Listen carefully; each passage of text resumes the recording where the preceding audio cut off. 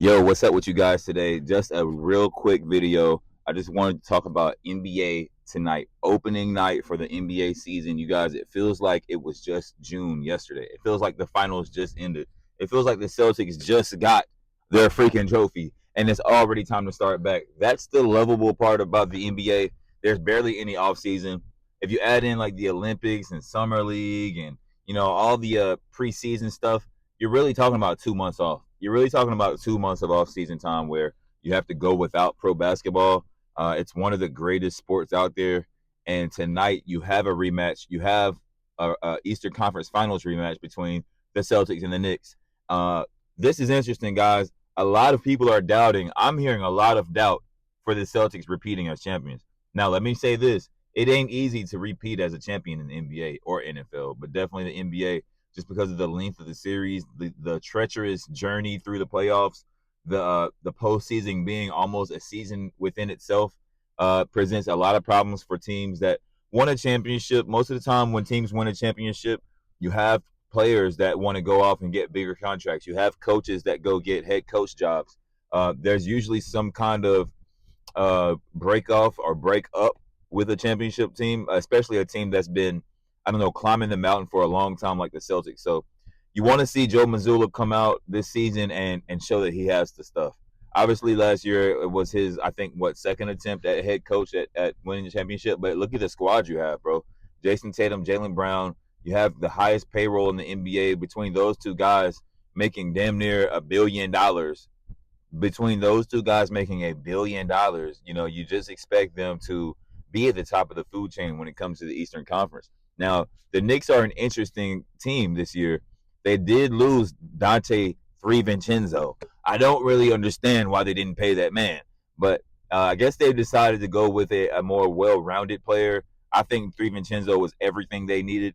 I think he was Knicks culture last year. I think that between him, Hart, and Brunson, one of those guys was coming through every single game. I don't know about Mikal Bridges in pivotal situations. I don't know what he's going to offer when you need him most. I know he stays injury free and he's going to be there, but DiVincenzo pretty much was injury free too. It was a much better 3-point shooter than Mikal Bridges. Mikal Bridges does offer that ISO 101 perimeter defense, especially in the postseason. I think that's what the Knicks were looking at. Not only is he a Nova Knick, but he offers, I would say, multiple position defensive IQ when it comes to the postseason. Meaning you won't be able to necessarily switch him out on a pick and roll and pick on him the whole game. I did see that happen with DiVincenzo a few times last year, just because he's a little smaller, slightly less athletic, and they took advantage of that. One thing I can say coming into this season is a lot of teams have to figure out if they want to pursue a championship, a playoff spot, or if they want to go after Cooper Flag. Cooper Flag just had his first game with Duke a few days ago, and obviously they weren't playing against tough competition, but man, he looks phenomenal. He looks like, regardless, she put up 22 shots, which is quite a bit for college, but I will say this, a lot of those shots, he was determining what he was doing, not the defense, not the other coach, not the other team's game plan. He was out there just doing what he wanted to do. I expect to see that all season from Cooper Flag, and I expect to see a lot of teams tanking, a lot of teams not even trying to make the playoffs for Cooper Flag. He will be worth that draft pick. So skipping over to the Western Conference, we have the Lakers, we have Minnesota. Obviously, everybody wants to talk about Bronny and how it's going to work out. I don't want to make a big deal out of that because the true factor, the true X factor is Dalton Connect. The true factor is Connect. Just like LeBron said, Connect is ready. I think Connect is ready to contribute this season. Just same way Austin Reeves was ready. I feel like they found another Austin Reeves in Connect, a 6'9" Austin Reeves that's a more pure shooter that can shoot off balance shots, off the dribble, off screens, catch and shoot from the corner, top of the keys automatic. I'm ready to see what he turns into. Can he be a 20-point per game guy? I think so with that size, and he's sneaky athletic. I think that a lot of teams are going to regret not getting Dawson Connect in the draft. For Minnesota, it's all about, they lost Karl-Anthony Towns to New York. Karl-Anthony Towns was traded to New York. So I'm interested to see how these two teams being on TV on opening night, how they look with their I guess, traded pieces. Um, it's going to be interesting to see how Ant-Man, left alone with Gobert, and we all know, Gobert is obviously, he's a decent teammate. I haven't heard anything bad about him as far as being a teammate, but I think that he frustrates his teammates a lot just because it doesn't seem like he works on the things that he needs to work on as far as his game is concerned. Just his hands aren't the greatest, and sometimes he looks a little sloppy, or he does some like Shaqtin' a fool stuff that kind of pisses people off. But a lot of players do that don't get in the limelight. A lot of players make mistakes during games, and it doesn't get put in the limelight like Gobert does. But it's going to be interesting. Should be more space out there. I will say this: Karl Anthony Towns came through for that team in the postseason, um, beyond the level that I expected, just because he had missed so much time. So I'm curious to see how they replace those rebounds, that defensive presence down there in the post. I don't think that's something you can't just replace a Karl Anthony Towns. He's an All NBA level player. Not that he's All NBA. He's an All NBA level player if he can ever put together a complete season of good health. So let's see what LeBron James has to offer tonight. I expect Anthony Davis, after the Olympics that Anthony Davis had, I expect Anthony Davis to come out busting heads tonight. You're 100% healthy.